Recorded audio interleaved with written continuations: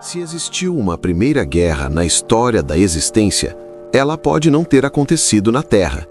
Antes de qualquer exército humano marchar, antes de qualquer império cair, antes mesmo que o primeiro ser humano pisasse em solo firme, alguns textos antigos preservados na tradição bíblica e em escritos religiosos sugerem algo extraordinário: um conflito entre seres celestiais. Uma rebelião que teria ocorrido nas cortes do céu num tempo que as Escrituras chamam de O Princípio, quando apenas a luz da criação e as hostes angélicas preenchiam a eternidade. A ideia é tão grandiosa quanto perturbadora. Se o céu, o lugar da perfeita harmonia e da presença divina, foi palco de uma guerra, então o que isso nos diz sobre a própria natureza do conflito? O que realmente dizem esses textos sobre uma possível guerra no céu? Quem teria iniciado essa rebelião e quais seriam as consequências desse evento para toda a história espiritual descrita nas tradições religiosas? Para responder a essas perguntas, precisamos recuar até um tempo antes do tempo, quando a criação material ainda não existia e apenas os seres espirituais habitavam a eternidade. É ali que os primeiros sinais de ruptura teriam surgido, num momento em que a obediência e a gratidão deram lugar a algo sombrio e inédito: a insurreição. O primeiro sinal de insurreição. Segundo algumas interpretações de textos antigos, o reino celestial teria sido originalmente descrito como um domínio de ordem e estabilidade. Não havia doença, não havia morte, não havia discórdia. Os anjos, criaturas de pura luz e intelecto, cumpriam suas funções num estado de perfeita comunhão com o Criador. Mas certos relatos sugerem que, em algum momento, essa harmonia começou a se alterar. O profeta Ezequiel, no capítulo 28 de seu livro, dirige uma lamentação contra o rei de Tiro, mas muitos estudiosos ao longo dos séculos interpretaram essas palavras como uma alegoria que transcende a figura humana. O texto fala de um ser que estaria no Éden, jardim de Deus, coberto de pedras preciosas e adornado de esplendor. Perfeito eras nos teus caminhos, desde o dia em que foste criado até que se achou iniquidade em ti, diz a passagem. Essa iniquidade, segundo algumas tradições, não teria surgido de uma falha externa, mas de um processo interno. O ser em questão, descrito como um querubim ungido protetor, teria começado a contemplar a própria beleza e sabedoria de uma forma distorcida. O primeiro sinal de insurreição, portanto, não teria sido um ato público de rebeldia, mas um pensamento. Uma semente de orgulho plantada no coração de um dos seres mais elevados da criação. Algumas tradições falam de um surgimento gradual de oposição dentro desse reino espiritual. Não uma guerra imediata, mas o início de uma ruptura. O livro de Isaías, no capítulo 14, oferece outra peça desse mosaico interpretativo. Novamente, o contexto imediato é uma sátira contra o rei da Babilônia, mas a linguagem utilizada transcende o âmbito humano. Como caíste do céu, ó estrela da manhã, filho da alva? Tu dizias no teu coração: eu subirei ao céu, acima das estrelas de Deus exaltarei o meu trono. A expressão estrela da manhã é traduzida em algumas versões como Lúcifer, portador de luz. O que esses textos sugerem, quando lidos em conjunto, é a existência de um ser que gozava de privilégios incomparáveis, mas que permitiu que o orgulho corroesse sua lealdade. O primeiro sinal de insurreição não foi um grito de guerra, mas uma murmuração silenciosa, um questionamento íntimo sobre a própria posição e autoridade. Alguns estudiosos acreditam que esse processo interno pode ter durado aquilo que em linguagem humana chamaríamos de eras. No conceito de eternidade, não há tempo como o conhecemos, mas há sequência de eventos. E nessa sequência, o primeiro desvio teria sido a contemplação vaidosa da própria perfeição. A partir desse momento, a harmonia começou a se desfazer. Se antes havia apenas gratidão e adoração, agora surgia um pensamento comparativo. Por que eu, sendo tão perfeito, não teria mais poder? Ou por que devo me submeter? São questões que, segundo algumas interpretações, podem ter começado a ecoar na mente desse ser. A Bíblia não descreve em detalhes os diálogos internos dos anjos, mas os textos apócrifos, como o livro de Enoque, expandem essa narrativa, sugerindo que a queda começou com a contemplação excessiva da própria beleza. O primeiro sinal de insurreição foi, portanto, um deslocamento do foco. Em vez de olhar para o Criador e refletir sua glória, o ser passou a olhar para si mesmo e desejar uma glória própria, independente. Esse movimento interno, embora invisível para as outras hostes celestiais, teria sido o gatilho de tudo o que viria depois.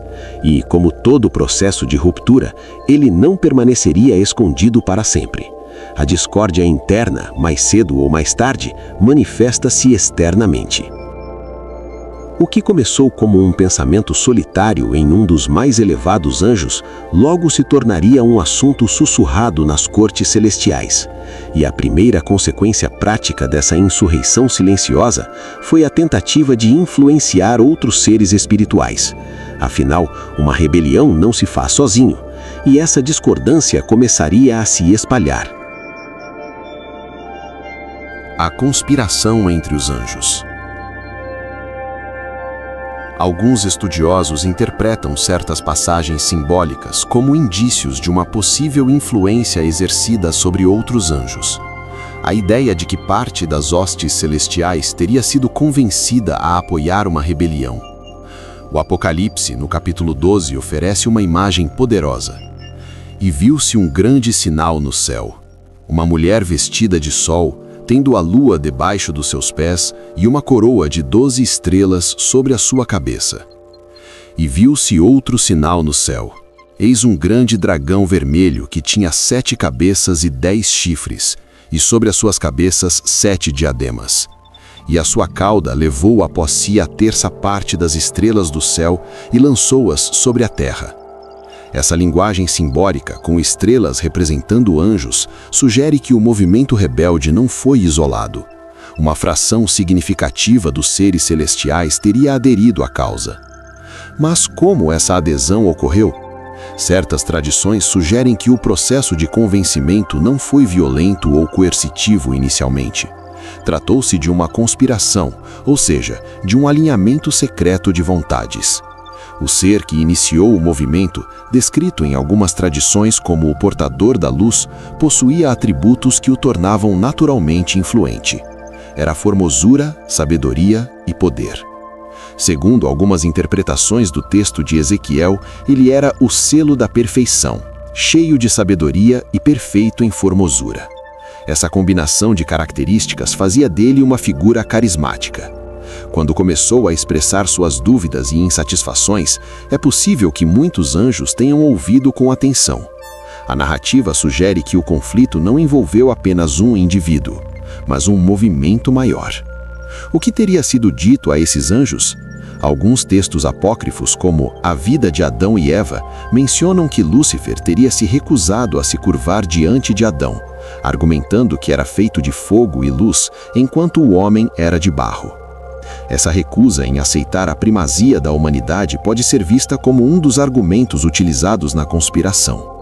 Se um ser tão perfeito deveria se submeter a uma criatura inferior, isso não seria uma injustiça?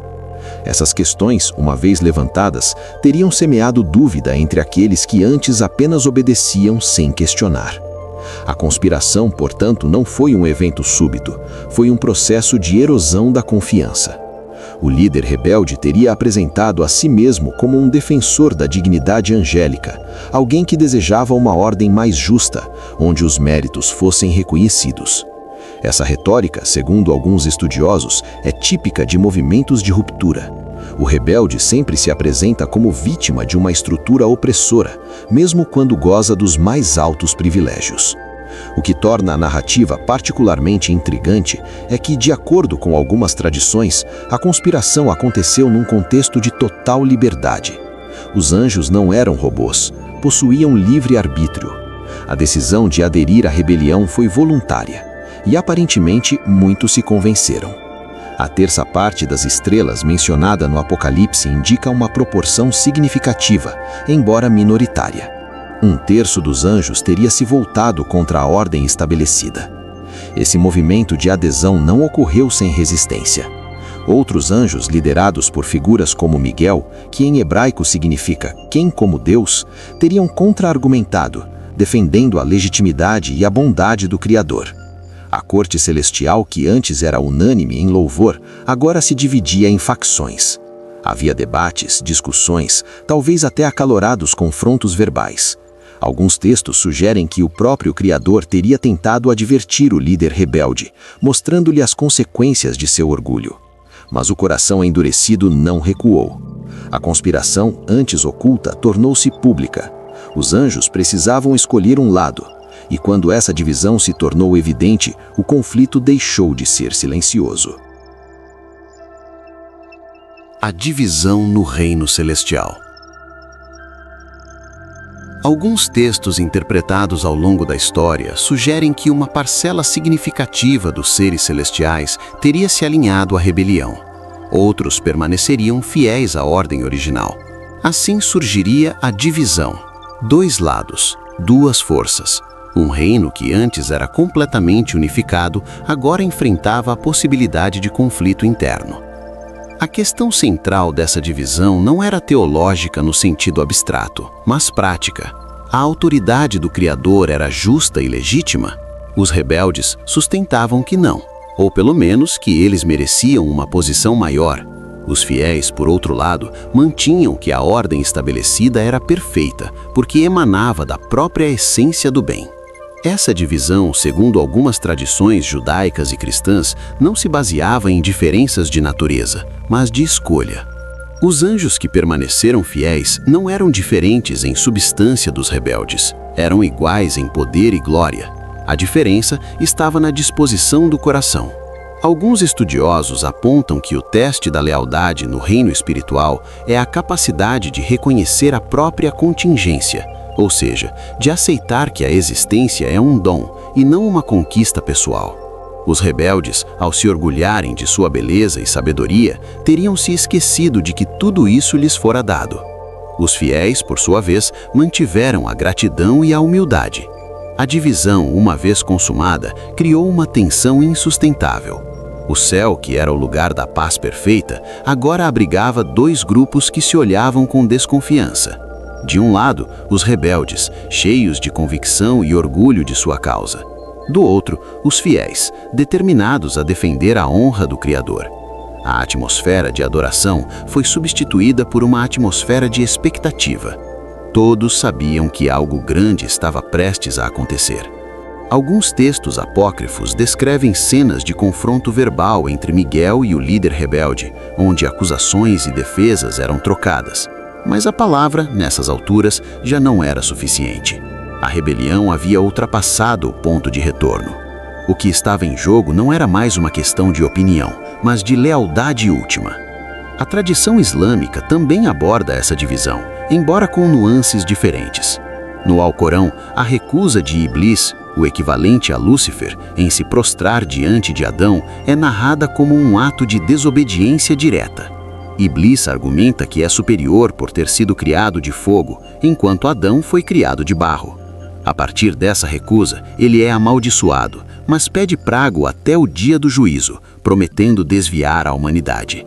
Embora o Alcorão não detalhe uma guerra no céu, a ideia de uma divisão baseada na arrogância está presente. Deus pergunta a Iblis: "O que te impediu de te prostrares quando eu te ordenei?" E Iblis responde com orgulho. Essa narrativa, comum às 3 grandes religiões abraâmicas, aponta para um ponto fundamental. A divisão no reino celestial foi causada pelo orgulho disfarçado de argumento. Com a divisão estabelecida, a situação tornou-se insustentável. Como poderia a paz coexistir com a rebelião? Como poderia a harmonia permanecer quando uma parte dos seres declarara, ainda que implicitamente, guerra à ordem estabelecida? Alguns teólogos sugerem que o Criador, em sua justiça, teria dado tempo para o arrependimento.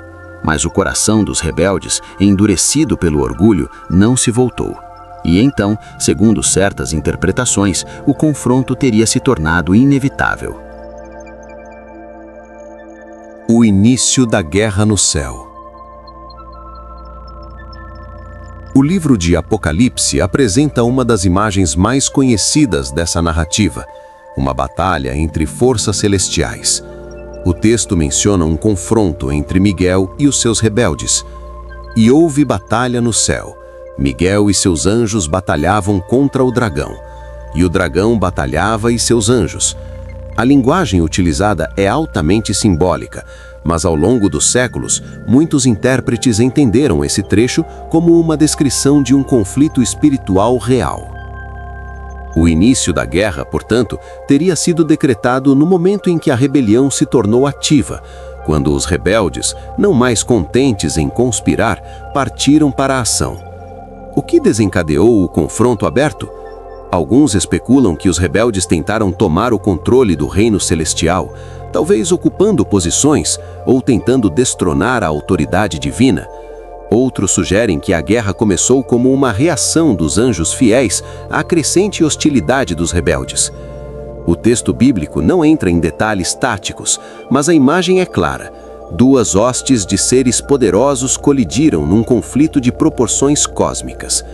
Diferentemente das guerras humanas, esta não envolvia armas de metal ou estratégias de cerco. Era um confronto de vontades, de poderes, de luz contra trevas emergentes.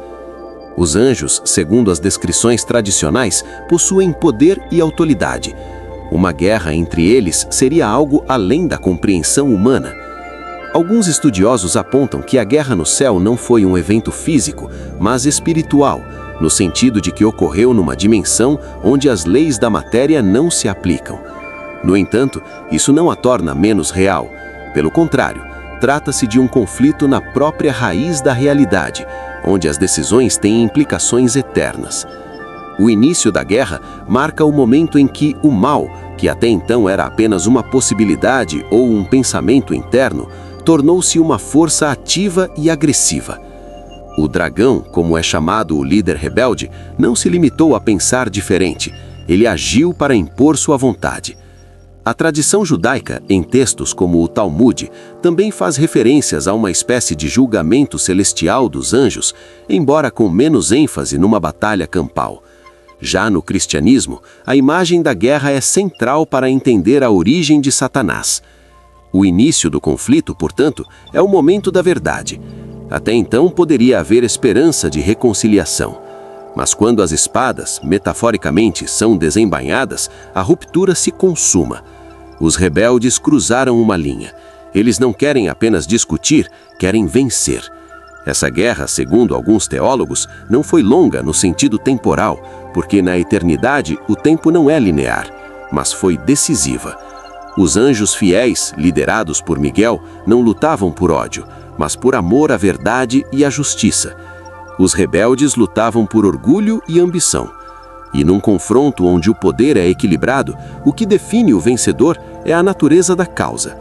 A tradição sustenta que Miguel e seus anjos venceram porque estavam alinhados com a fonte de todo o poder. Mas essa vitória não foi automática, houve batalha, e o resultado desse confronto mudaria tudo. A batalha entre as hostes celestiais. O confronto descrito nos textos é apresentado como uma batalha decisiva. De um lado, as forças que permaneceriam leais. Do outro, aqueles que teriam se rebelado contra a ordem celestial. A tradição descreve um embate intenso, um conflito que definiria o futuro do reino espiritual. A batalha não foi apenas um evento, foi a demonstração de que o livre-arbítrio tem consequências. Os anjos rebeldes, que escolheram seguir o orgulho, agora enfrentavam a resposta da justiça. Como teria sido essa batalha? Alguns textos apócrifos tentam descrevê-la com cores vívidas.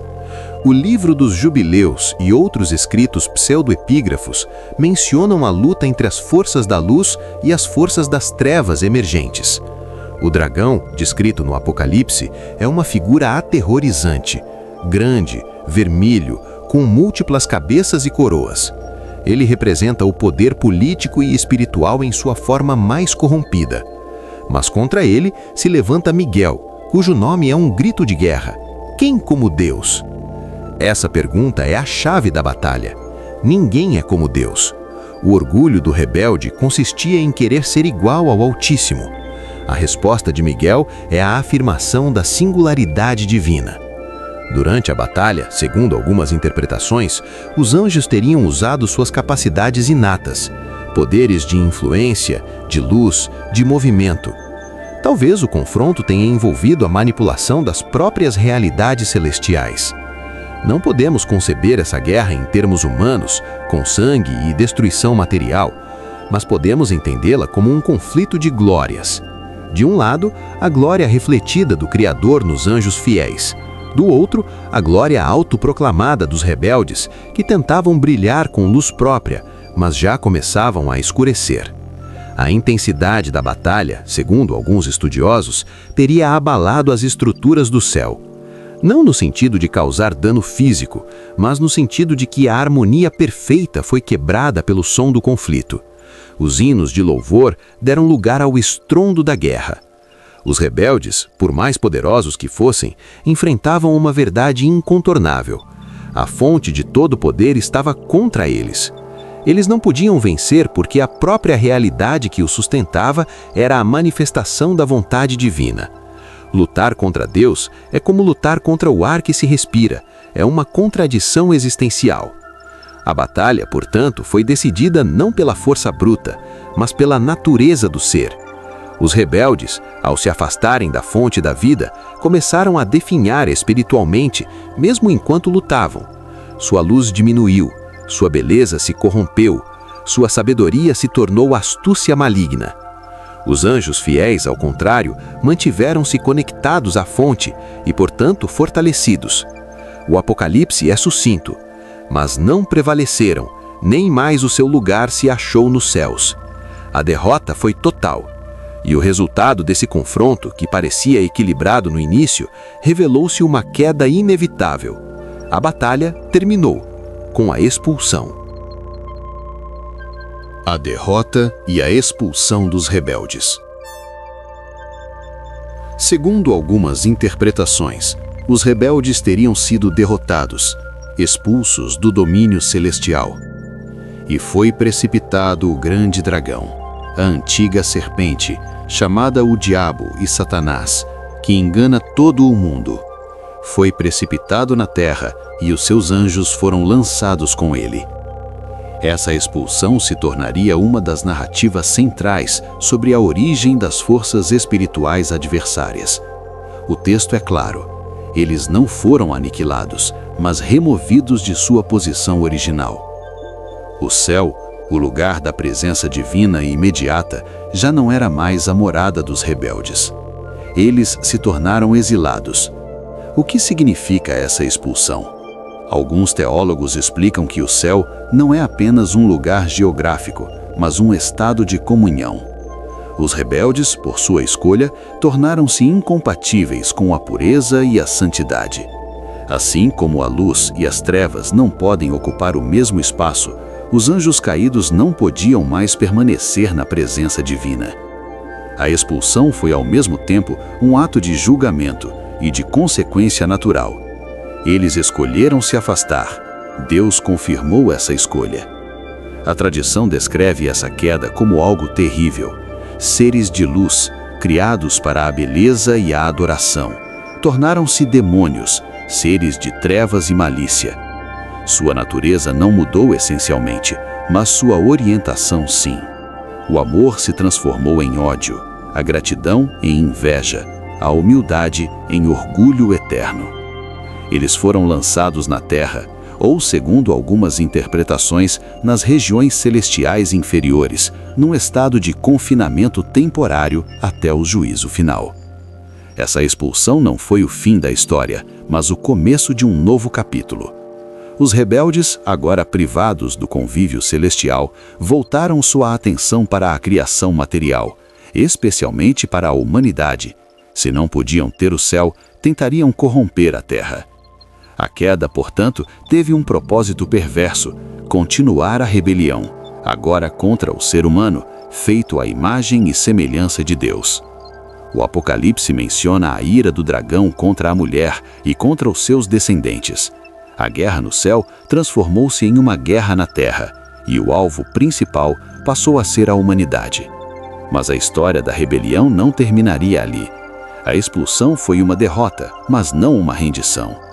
Os rebeldes, segundo a tradição, continuam ativos, buscando desviar, enganar e destruir. O conflito que começou no céu se estendeu para a história humana, e cada ser humano, de alguma forma, é convidado a escolher um lado nessa batalha espiritual que atravessa os séculos. O nascimento do conflito espiritual. A expulsão teria marcado o início de um novo tipo de conflito, uma oposição permanente. Ao longo dos séculos, essa narrativa influenciaria profundamente a forma como muitas tradições interpretam a origem do mal e também o conceito de batalha espiritual. O que antes era uma guerra no céu entre anjos, tornou-se uma guerra na terra, envolvendo a humanidade. Os rebeldes, agora caídos, não têm mais acesso à presença divina, mas têm acesso ao coração humano. E é ali que o conflito se intensifica. Segundo algumas tradições, a estratégia dos rebeldes é simples: impedir que os seres humanos cumpram seu propósito. Se o ser humano foi criado para amar e servir a Deus, os anjos caídos tentam desviá-lo desse caminho. A tentação de Adão e Eva no Éden é vista como o primeiro ataque dessa nova fase da guerra. O dragão, a antiga serpente, engana a mulher e o pecado entra no mundo. A partir desse momento, toda a história humana é marcada por essa tensão. De um lado, a oferta da vida, do outro, a sedução do pecado e da morte. O nascimento do conflito espiritual, portanto, está diretamente ligado à queda dos anjos. Eles se tornaram os adversários, os acusadores, os tentadores. O nome Satanás significa exatamente isso: adversário. Ele é o adversário de Deus e dos homens, e sua ação no mundo, segundo a tradição, não é violenta no sentido físico, mas sutil e enganosa. Ele se disfarça de anjo de luz, oferece prazeres, poder, conhecimento, mas sempre com o objetivo de escravizar e destruir. Esse conflito espiritual é descrito em diversas passagens do Novo Testamento. Paulo exorta os cristãos a vestirem toda a armadura de Deus para poderem resistir às ciladas do diabo, porque a luta não é contra carne e sangue, mas contra principados, potestades, contra os dominadores deste mundo tenebroso, contra as forças espirituais do mal nas regiões celestes. A guerra continua, mas o campo de batalha mudou. Agora são os corações e mentes humanas que estão em jogo. A rebelião no céu, portanto, não foi um evento isolado. Ela gerou consequências que se estendem por toda a história. E segundo a escatologia cristã, esse conflito terá um fim apenas no juízo final, quando o dragão será finalmente lançado no lago de fogo. Até lá, a batalha espiritual é a realidade cotidiana de todos os que buscam viver na verdade. O eco da rebelião ainda ressoa. O eco da rebelião. A ideia de uma rebelião no céu atravessa séculos de tradição e interpretação. Para alguns, trata-se de um evento literal ocorrido no reino espiritual, com consequências diretas para a história humana.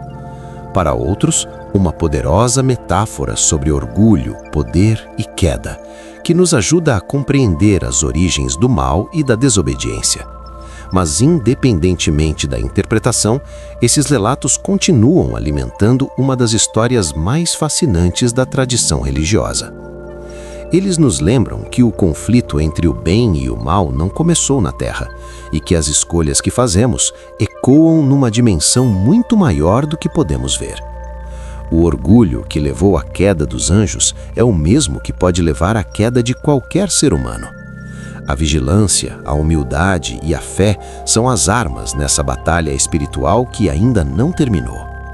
Se você chegou até aqui, já percebeu que essa história é muito mais complexa do que parece. Gostou do episódio?